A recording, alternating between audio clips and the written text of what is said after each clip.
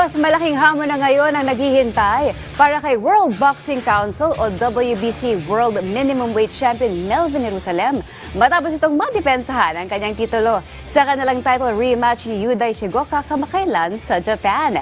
Para sa detalye, narito ang report ni teammate Paulo Salamatin.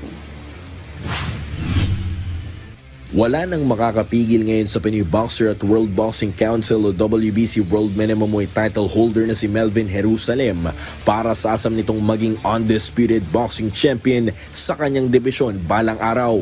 Ngayong hawak ni Jerusalem ang isa sa 4 na championship belt, kasalukuyang nakikipag-ugnayan ng kanyang kampo para sa isang unification bout kontra sa nagmamay-ari ng World Boxing Association at World Boxing Organization Minimum Weight Championship belt na si Oscar Collazo ng Puerto Rico. Matatanda ang nagharap ang dalawa noong 2023, ngunit nabigong madepensa ni Jerusalem via technical knockout ang WBO title kontra kay Collazo. Sa naganap na Powcast Boxing Podcast, nagbigay ng pahayag si Jerusalem kay Collazo sa wikang Ingles para sa posibleng paghaharap nila sa ikalawang pagkakataon.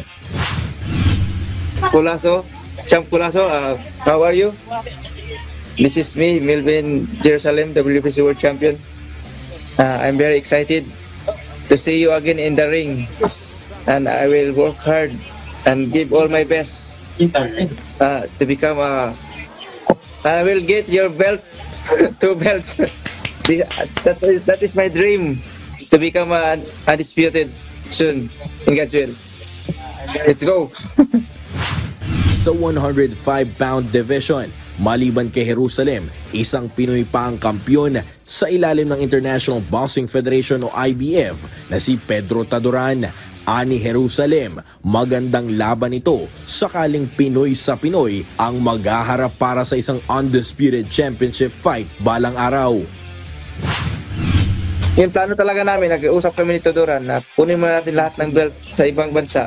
Tapos kahit tayo huli magharap, okay, kahit sino manalo, ano na tayo, maging happy na tayo. Sabi niya, sige champ, walang problema. Sakaling magkasundo ang kampo ni Collazo sa ilalim ng Golden Boy Promotions ni Oscar De La Hoya at kampo ni Jerusalem sa ilalim ng Sandman Promotions ni JC Manangkil at Nobuyuki Matsura ng ZIP, posibleng ganapin ang title unification fight sa darating na Hulyo sa New York. Paulo Salamatin para sa Atletang Pilipino, para sa Bagong Pilipinas.